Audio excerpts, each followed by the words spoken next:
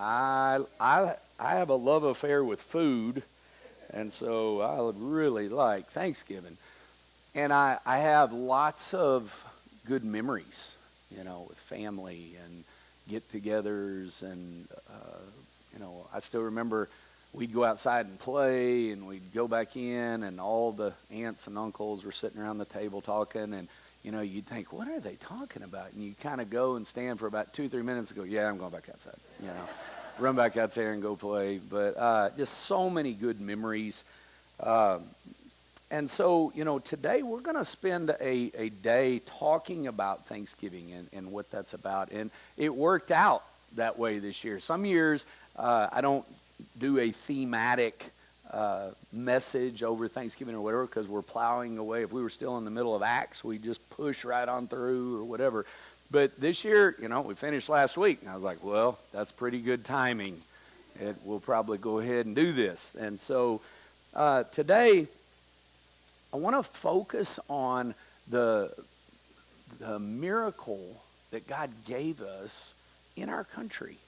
And our country, man, it's flawed. The reason it's flawed is because you got people here, And so when you put people in a place, it gets flawed, It's just part of it. So we can just get that out of the way and go, God gave us a great blessing. And he did some miraculous things to put us in this position and to give us a great heritage that we have run amok in many ways. Okay, so I'm not gonna go through all the trials and tribulations of things that we've done wrong. I think just turn on the news, you can see those things. So today we're gonna look at how God brought this about, and this whole week of setting aside a time of Thanksgiving, it was done for the right reason. Multiple times it was brought up. You know what? We got to stop and thank God for what he's done. Well, that's good. That's when mankind actually goes, you know what? I think we're getting it for a second, And so we want to get it right now in 2024.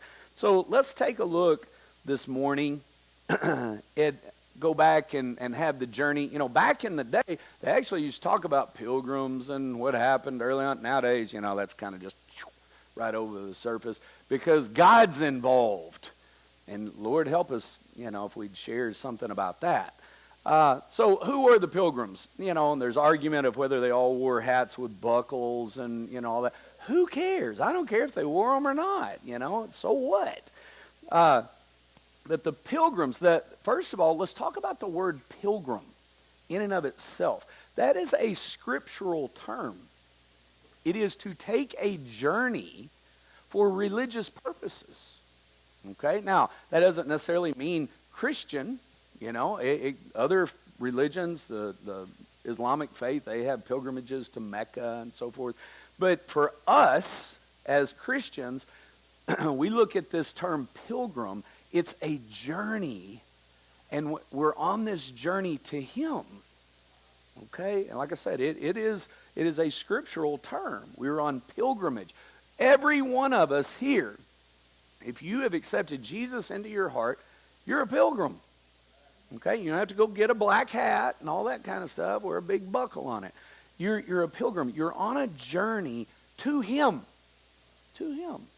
And there are difficulties on that journey, and there's us growing in our faith and seeing him work and seeing him bless. And time, you got the Ecclesiastes. There's a time to live and a time to die and a time to praise and a time to mourn and all those things.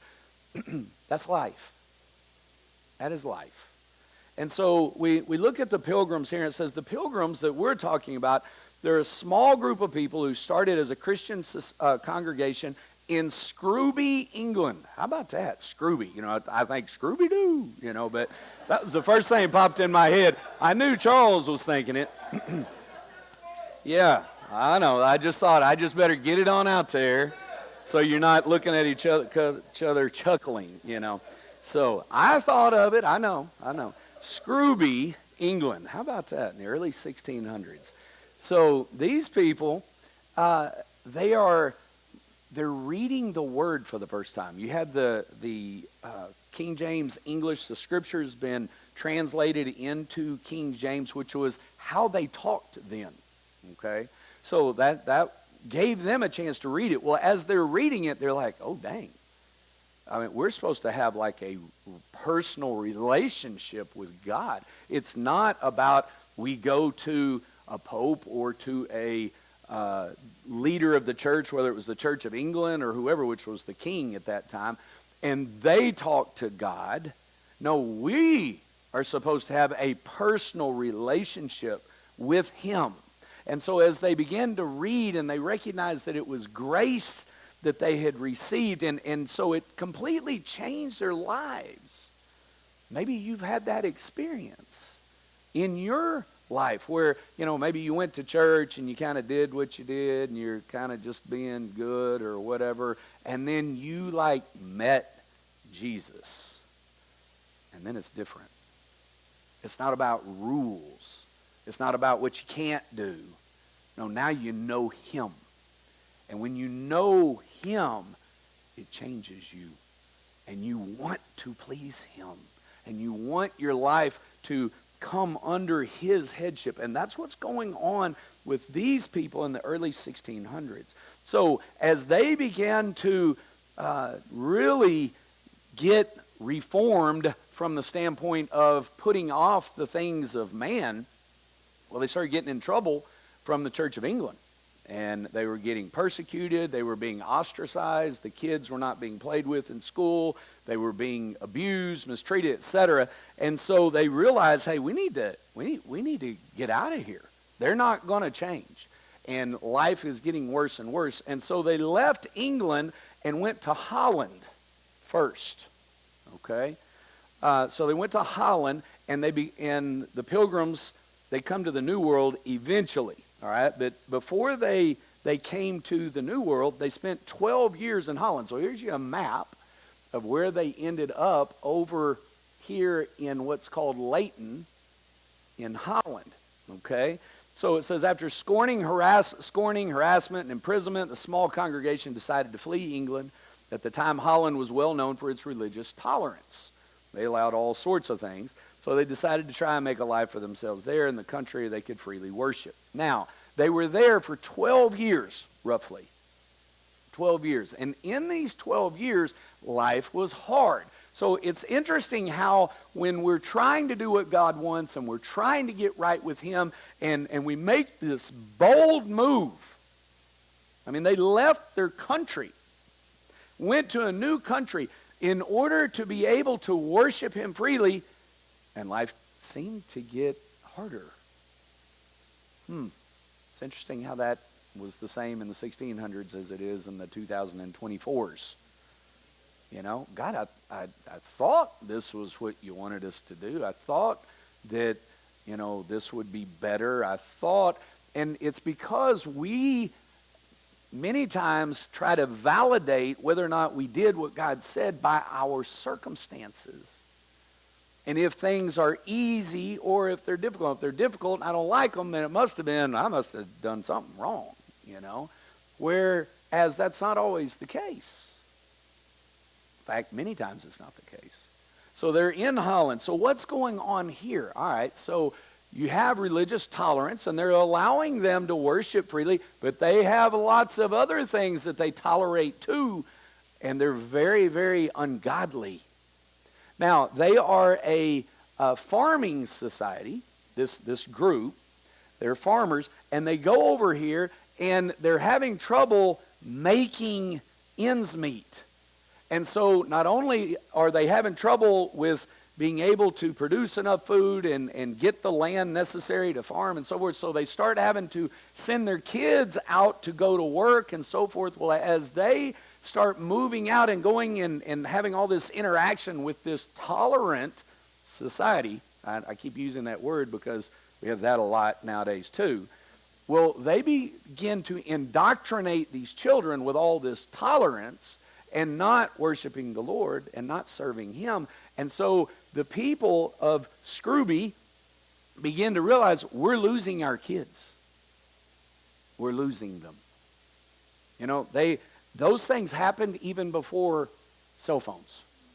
All right? A lot of times we blame everything on a cell phone, which there's a lot of things that go wrong on that thing. But sin has been here a lot before cell phones. And mankind somehow gravitates to it wherever it is. And that's what's taking place here.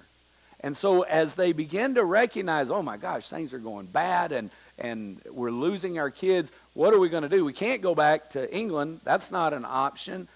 Well, there was the colonization movement that's beginning to take place in the New World. And so they begin to talk about, hey, maybe that's what we need to do. They begin to pray about it. You know, maybe we need to take this journey. Well, with that is the unknown. So we're having trouble making it here. How are we going to make it there? We don't even know what it's like there. Are we going to be able to have a place that we can settle and farm? And how do we're going to have a government? And how does all that work? Can you imagine? We can't even think about it because everything's so organized for us. You know, think about when the storm goes out and we lose all our power. We're like, how long is it going to take Upshur Rural or Wood County Electric to get out here and fix this so we can move on with life? You know, we need power. Or a tree falls in the road and we're calling up somebody and someone shows up with chainsaws and they cut it up and move it out of the way. Or someone has an accident like happened this past week at 154 and 1002 where a truck's rolling down the street and went over a car. And, you know, within 10 minutes we've got emergency people there. They have none of that. None. And we just take all that for granted. Oh, yeah. You know, they're just pilgrims. Yeah, pilgrims. They got it. No, they don't. And they don't know how that's going to work. And, I mean, you talk about a step of faith.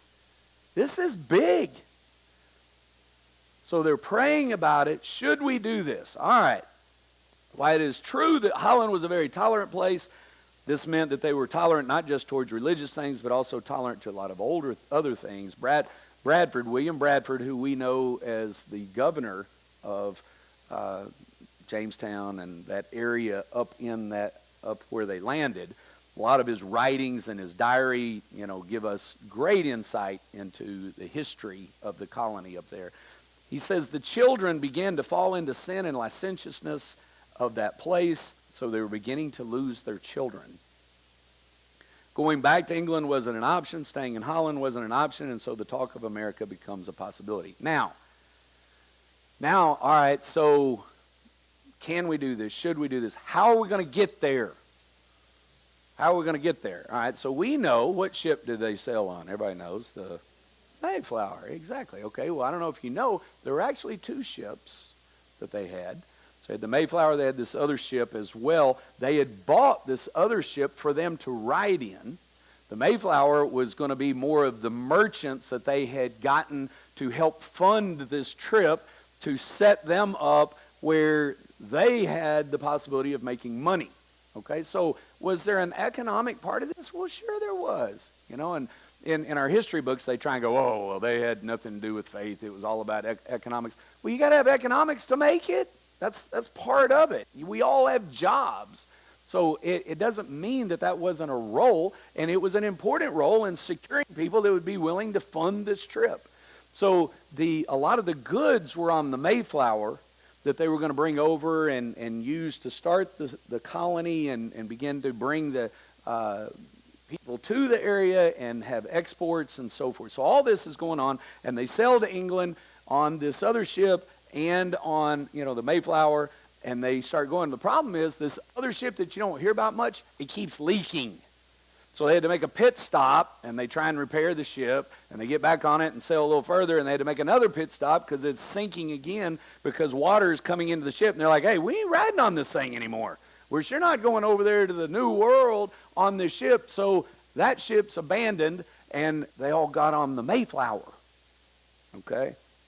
So now they have all this stuff on the Mayflower and them. And they're down basically in the cargo hold, and they're being treated essentially by the crew and the merchants like cargo because they don't really care about all them. They got to get this stuff over there so they can start making money. All right, so there's a lot of things going on. This isn't, again, the Royal Caribbean. They don't have all you want, eat at any time. You know, you show up at 2 in the morning and have a feast spread and all that kind of, no. They didn't even have beds. All right, they're just crammed into this little room where they all stayed. So William Bradford, he writes in his diaries, he says, William Bradford, however, had the answer to any pending danger. In one of his most famous quotes, he said, it is required that all great and honorable actions are accompanied by great difficulties. You know, that's one of those that you want to get your black highlighter out and just go right over the top of that, you know. You get that. The black highlighter means you don't have to think about it. All right, so they're accompanied by great difficulties, and both must be met and overcome with answerable courageousness, okay? You got to be courageous in order to do great things. And God has put things in their heart to go do. But understand, guys, it ain't going to be easy. It isn't going to be easy. And that's important for us to grab hold of. These things that are written, the reason it's important to go back over this is to go, they didn't just fall upon this easily. There's great cost. There's great discomfort. There's great hardship.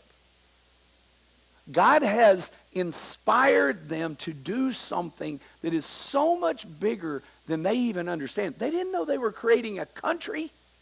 They had no idea. They didn't have any idea they were about to inspire the Declaration of Independence and the Constitution of the United States. They didn't know any of that. They're just trying to make it. But God was at work. The same is true in you and me. And we can't do it so that we can go, gosh, I hope to be great someday. Whatever. Good luck on that one. You know, I think the more you think that way, the more you get your face kicked in. So, but what we have to do is say, Lord, help me. Give me the strength I need to live up to what you're calling me to. Just give me that. Give me what I need to be who you're calling me to be today. Today. It's too easy to think 10 years down the road, because then I get to fill in what that looks like.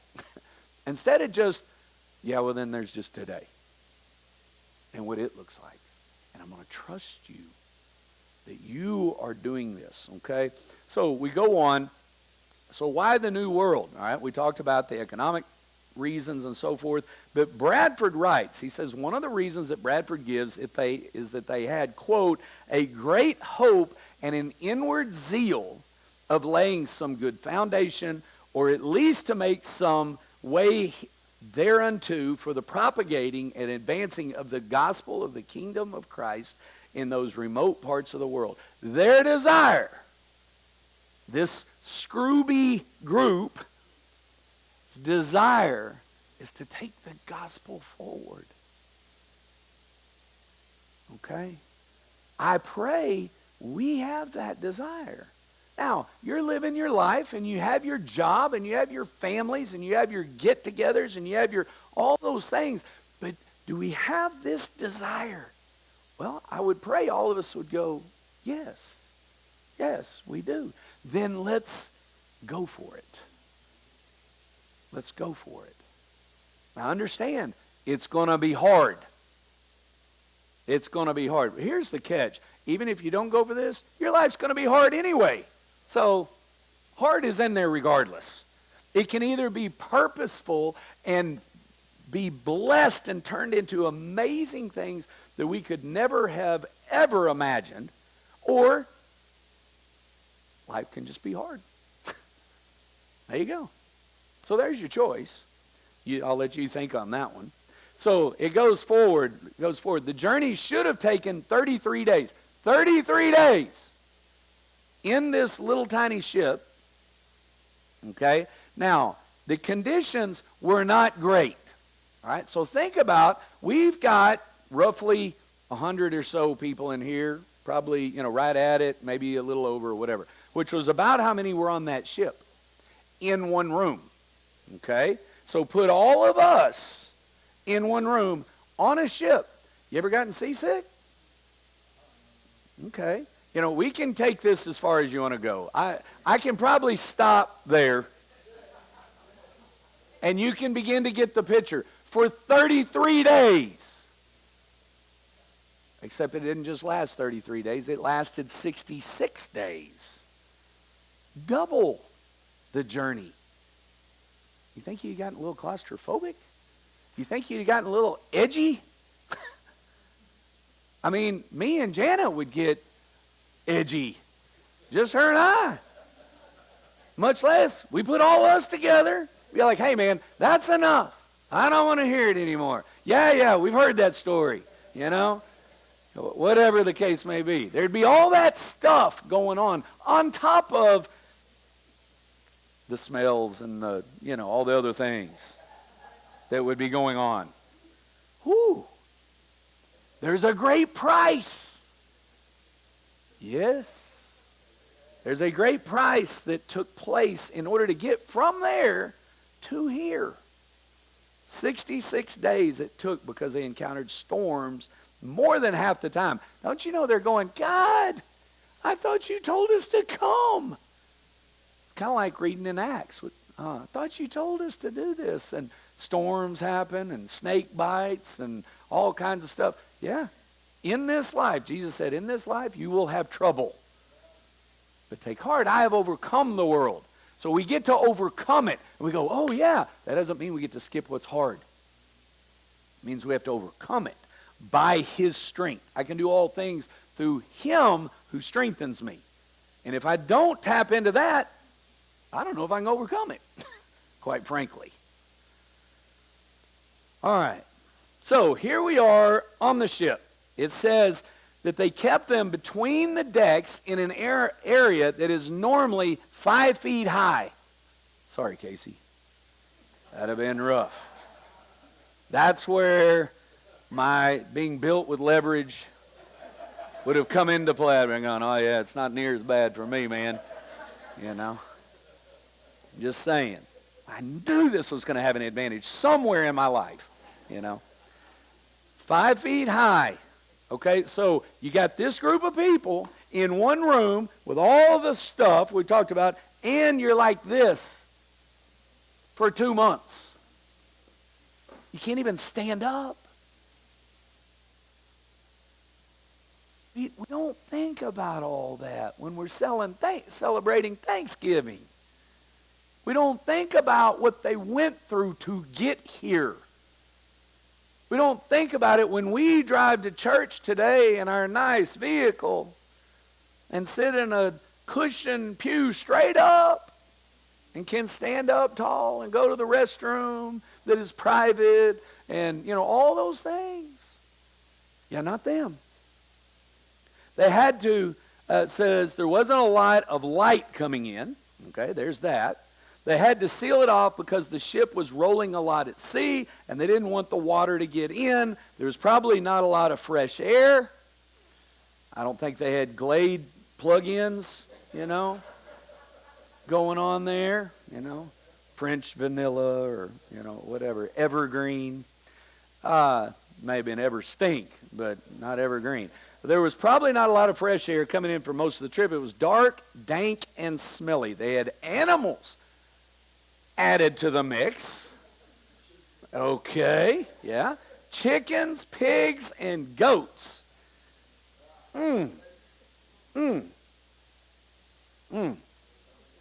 Yeah. And using the bathroom would have been using the community chamber pot that would have been emptied once or twice a day by the sailors. I think we all get the picture. I'll move on from there. Moving on. Yeah. And a great time was had by all. Yeah. All right. So here's a little added thing to it. This is a fascinating part of the journey. I think, how do they not teach this stuff in class? I taught 20 years. Now, I taught this stuff because I went and found it.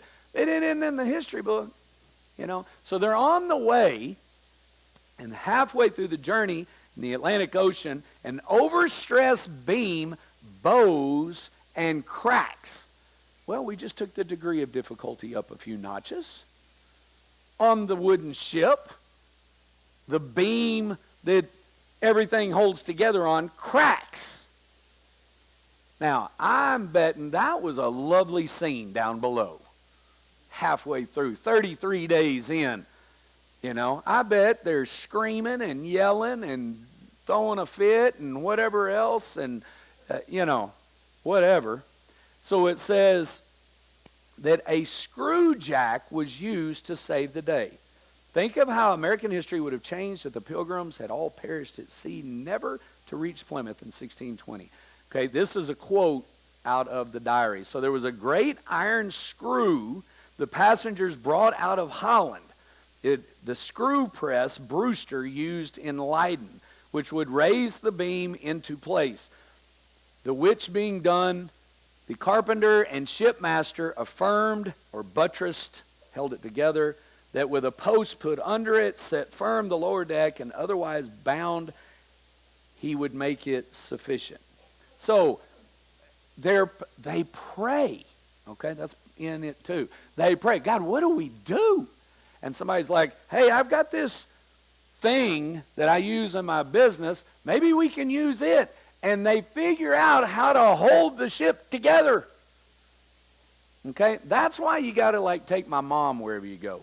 Because whenever something goes wrong, she goes, oh, I've got one of those in my purse. She has one of those that Mary Poppins had, where you reach in and pull out like a hat rack that's 7 foot tall. I got to tell you this story. We're at a rodeo one time with my grandparents, and they're in a very feeble state. And, it's like 150 degrees, and there's dirt everywhere, and we're all, gasping and can't breathe, and the drinks are like $17.50 a cup, And I'm like, Mom, do you have any water? And she goes, oh, yeah, just a second. And she turns around, and she turns back with a milk jug of water. I saw her come in. I don't know how that got there. But anyway, she would have had the screw jack somehow or another. Oh, yeah, your dad had this in the corner, and I just thought I'd bring it. So, I don't know. God always has one of those people around. Thank the Lord. And the ship held together. Amazingly. Yeah. Now, I'm over here going, God, why do you have to let the beam crack? And I'm fussing and whatever. And he's like, you better get over there and hold that beam together. He lets us go through difficulty on purpose. On purpose. What is it? Necessity is the mother of all invention. He allows us. We wouldn't have anything invented. I'd have nothing. I'd be like, yeah, well, if God wanted it here, he would have made it. That I don't have a lot of creativity that way. I'm just a coach, but they don't have that part of the brain. But there are people that go, you know what? I bet we can use this for that, and advance us amazingly. And so God spares them. And you go, great. Then they had another 33 days at sea. Whew. Pretty amazing. So, as they're getting there and they're realizing, okay, we're all crammed in here, and they recognize we're off course. We're off course. We're not going to end up where we thought we were. And, you got these merchants who've got their ideas of how things are going to be, and you got the Scrooby group that they've got their ideas of how things are going to be. And down here in this little tiny chamber, they come up with this thing called the Mayflower Compact, which has only been what has been the model of government ever since the 1600s. It was what was used to help inspire the Declaration of Independence and the Constitution of the United States, and they wrote it down in the hold of this ship. It's amazing. It says, having undertaken for the glory of God, and this is what they write, okay? This is the original, the only original copy we have is in William Bradford's diary. And this is what it says. Having undertaken for the glory of God and the advancement of the Christian faith and honor of our king and country, a voyage to plant the first colony in the northern parts of Virginia. Okay, now, The history books say, yeah, it had nothing to do with their Christianity and God. I'm pretty sure he said, having undertaken this for the glory of God and the advancement of the Christian faith. Those were the first two things, and to honor our king. Okay, and they're trying to get to Virginia. They struggle to get there. They outline 3 reasons why they are there, which are very honorable reasons. They're not there to get land. They're not there to get money. Are they going to have to get land and money? Yes. Bradford very plainly sets out in the compact the purposes of establishing this first colony in the northern parts of Virginia.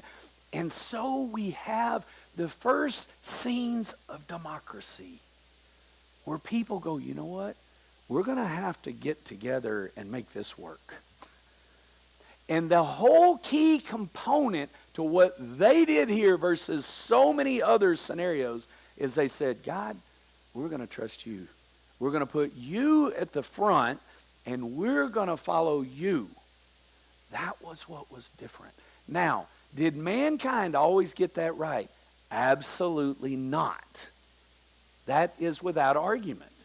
But the goal was to follow him and to be right before him.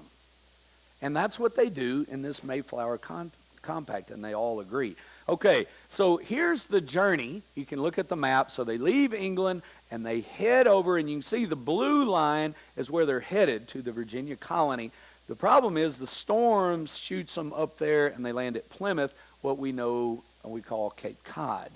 Okay, so that's where they end up. When they arrived in the New World and they saw the land, they realized, uh-oh, we're not where we meant to be.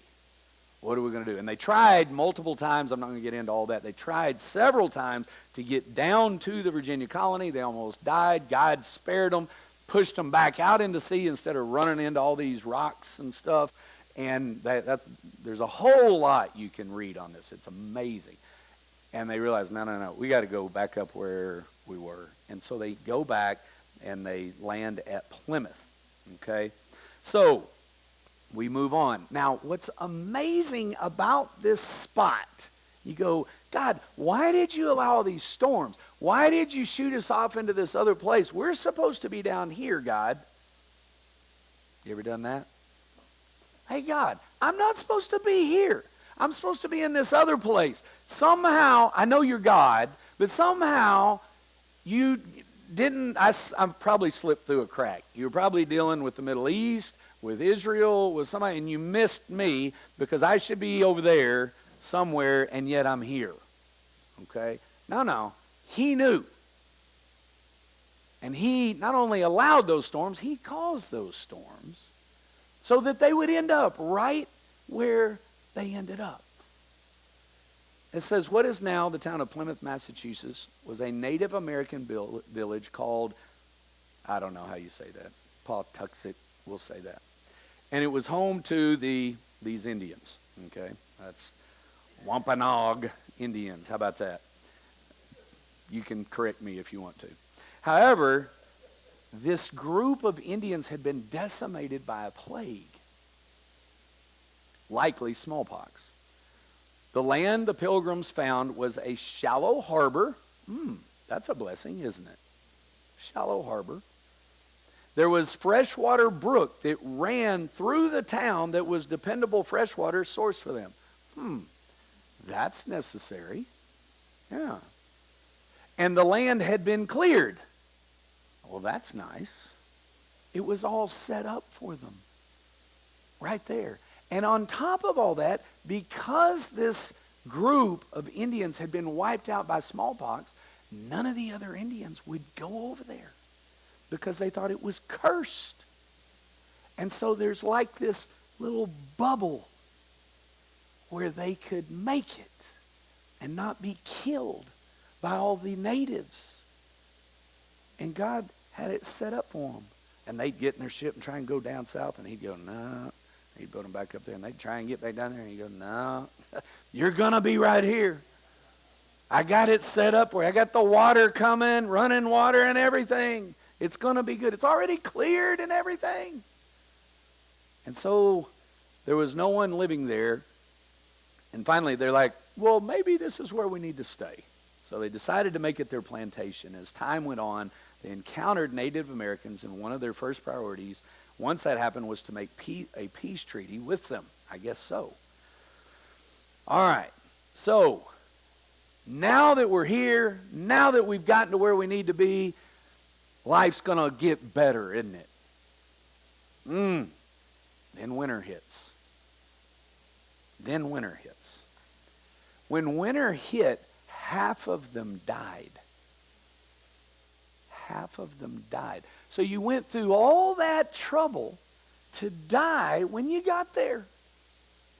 Can you imagine when your wife or your husband, when one of your children, you've done all this trying to obey what God has called you to do, and you've gone through all these troubles, and you're calling out to God, God, what about in the sea and all those storms, and the ship was about to break apart, and you saved us, and you gave us this land and so forth, and now this is going to happen? It's how life is. It's hard. There's hardship, and we tell him, God, this isn't how I planned it. This wasn't, I didn't think this was in the compact, that we agreed to. God allows things that are difficult. And in allowing those things, he reveals more of himself to us than he did to them. So again, Bradford writes, but here I cannot but stay and make a pause and stand half amazed at this poor people's present condition. And so I will the reader too, when he well considers the same, being thus past the vast ocean and a sea of troubles before in their preparation. They now had no friends to welcome them, nor inns to entertain or refresh their weather-beaten bodies, no houses, much less towns to repair to seek for succor or rest. Me, I go through a hard time. I want, okay, God, I need a little break here. We need to take a Sabbath, put my feet up. No, they didn't have that. They got there and it got harder. He goes on to say, what can now sustain us but the Spirit of God and his grace? They're very much dependent on God. What else can keep us going? What else can give us the strength to go on physically and spiritually? There's so many details. They get into how they only had like 6 or 7 people that were well enough to take care of all the sick people. And they worked all day long, and they write in the journals how God's Spirit literally moved in those people to be able to do it, and how indebted to them they felt. You ever been there where you're the person having to be waited on? You don't like that. You don't want to be the person dependent. But they were. And they had to count on these people to help them. Just this small 6 or 7 people were the only ones healthy enough to do all the labor. He says at the point of, in the depth of the winter in January and February, there were 2 or 3 dying every day. They were very concerned about the native population in the area. They're nervous. They don't know that God's got this little bubble around them. They see the natives show up and look through the trees and the branches and quizzically. This was before the peace treaty. So they would bury their dead at night in unmarked graves covered over so that anyone watching from a distance would not know how quickly they were dying. Because they were afraid if they noticed that they were getting lower and lower in their numbers, they would be attacked. If there was a sign of attacks, they would take the sick and prop them up against the fence post so that the natives could not see that their faces there, even though they weren't well enough to protect and defend. They just were wedging them up against the fence, laying against them, so they would think they could fight against them until they died. That's your job. My job today is to lay against the fence and look like I might do something. Ooh. That's rough. That's right. Can you imagine the anxiety that you would be worrying about of thinking you're going to be killed and overrun by natives or whatever? Now, while all that's going on, We need to tell a backstory. Again, how this is not talked about and championed in our history classes is a travesty. Maybe you're old enough to have heard about Squanto when you were younger, and they actually talked about him. So Squanto, around the year 1608, now this is a decade before the Pilgrims show up at Plymouth. A decade before, in 1608, he and a group of his people are captured by English traders led by Captain Hunt. They sailed to Plymouth, Massachusetts, what is now Plymouth, Massachusetts. When the trusting Wampanoag Indians came out to trade, Hunt took them prisoner and transported them to Spain and sold them into slavery. Okay? Horrible. Horrible what man does to man. So Squanto is now out of his tribe all the way across the world and now a slave. Squanto was bought by a well-meaning Spanish monk. So this monk buys him in order to take care of him. He has mercy on him. He buys him. He treats him well and taught him the Christian faith. Squanto eventually made his way to England because he set him free. And he worked in the stable of a man named John Slaney. Slaney sympathized with Squanto's desire to return home, and he promised to put the Indian on the first vessel bound for America. 1619. 10 years later. 10 years. That's a decade in case you hadn't done the math. So, 10 years later, he finally is able to go home. Squanto was bought by, all right, hang on, let's see. It wasn't until 1619, 10 years after Squanto was first kidnapped, that a ship was found. All right, so, there we go. When he arrived in Massachusetts, more heartbreak awaits him. An epidemic had wiped out his whole village. Can you imagine waiting every day for a decade to be set free and to go home? Can you imagine how excited he was to land? And he runs to where his village is, and no one is there. They're all dead. I cannot imagine the pain, the disappointment, the despair. And that's what he dealt with.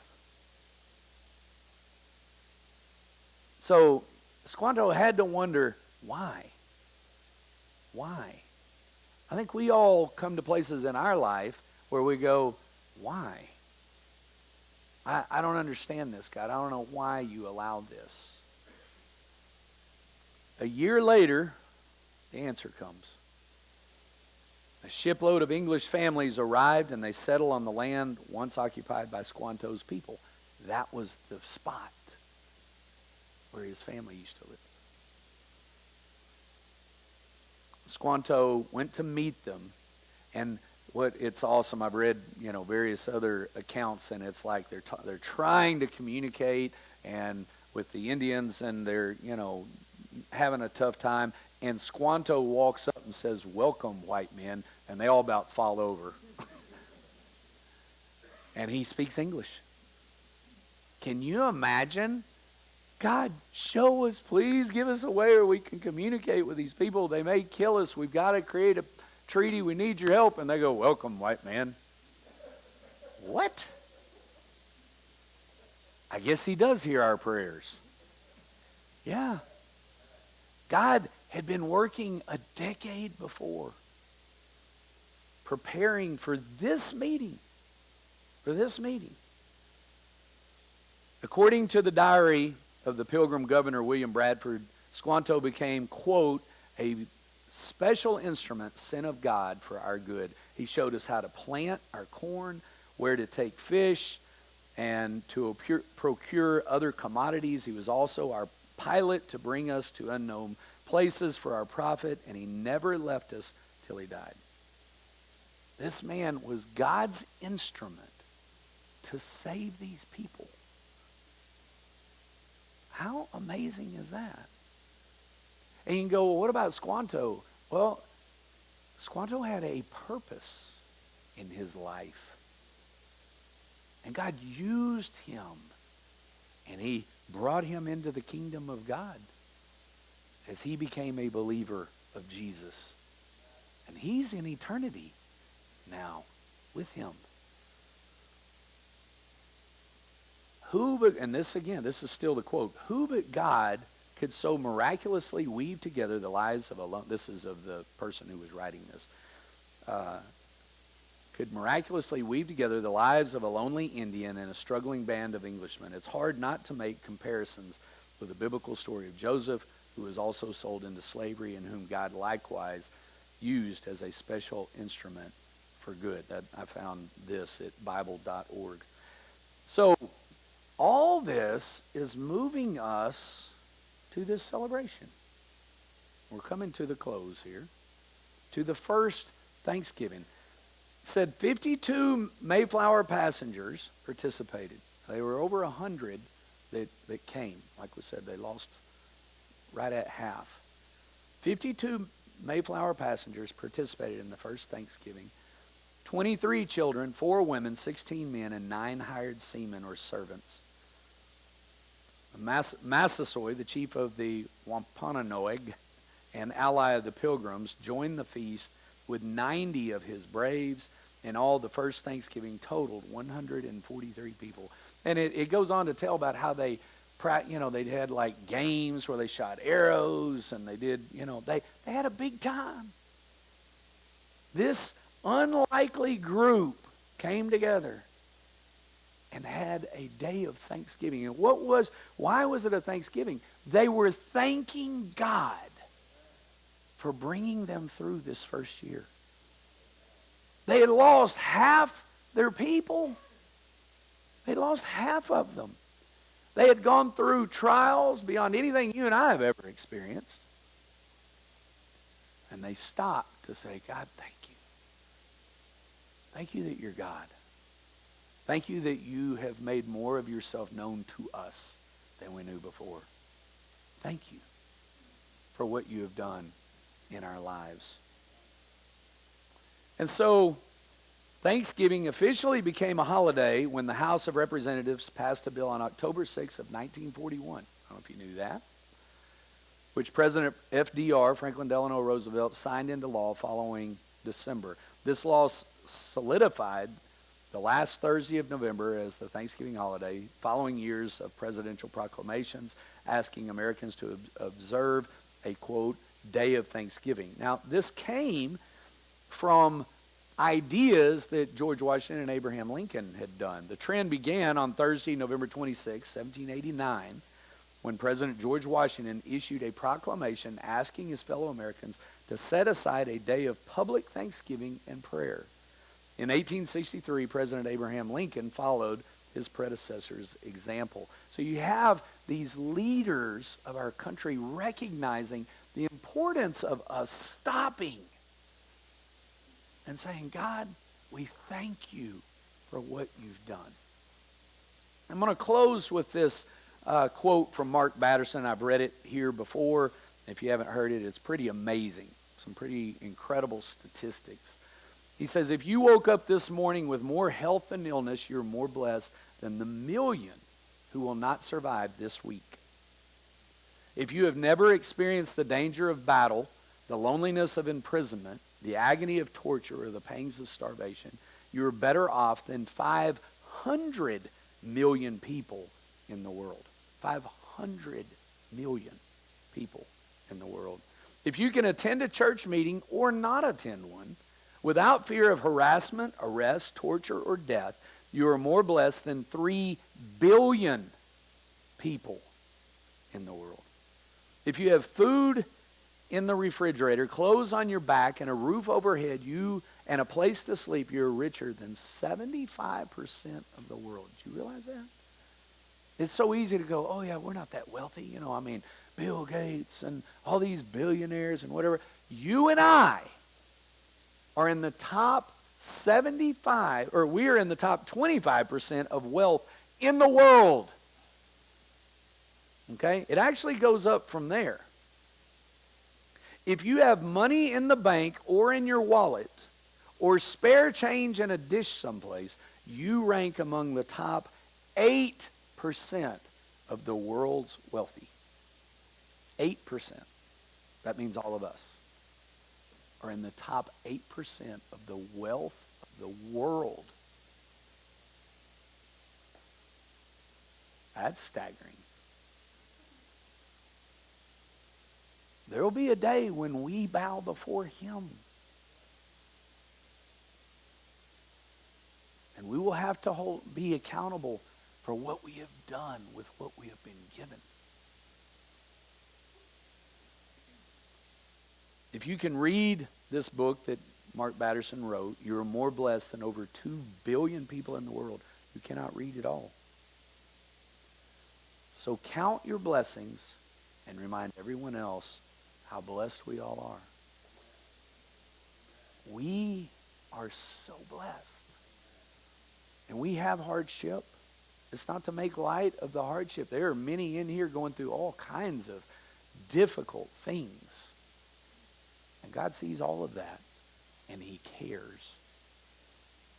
But it is important in the midst of that for us to say, God, thank you.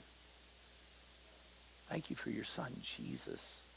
Thank you that he lives in me. Thank you for the gift of the Holy Spirit. Thank you for my breath today. Thank you for the people around me. If you went home today and started a list of all the things that you're thankful for, it'd take you all day.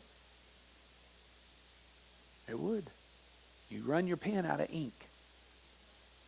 And it's important for us to remember that. Daily. Daily. It's hard to be cynical and gripey and, distracted when you're thankful. When we feel ourselves that way and that, our eyebrows are going down, I tell you, I do it all the time. I go, Lord, show me and help me remember all that you have done for me. And you just start saying it. You start thanking him. And it changes. His spirit begins to move. That's very powerful. So this week, as you celebrate with gusto, embrace your family, love on them, have a blast, and be thankful for all that he has done. And let's close today in prayer, and then you are dismissed. Father, I thank you for this day. Lord, what a blessing that we got to share today with the Erickson family and Cy and Nora and their baptisms, Lord. That is just awesome. And I know they're celebrating in heaven. Father, we thank you for this week that is set aside to be thankful.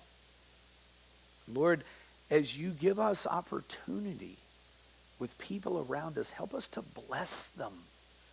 Help us to have a thankfulness that is contagious, that it gets on people and they can't help but begin to see the things that they've been given. Lord, you're so good, and you are due our thanksgiving and our praise. Help us to honor you today and this week as we celebrate this time. We thank you for the country you have given us with all our problems. Thank you that you're still in charge. And we pray that you help us get our eyes on you and allow you to do your work in us. We love you, Lord. That's in your son Jesus' name we pray. Amen.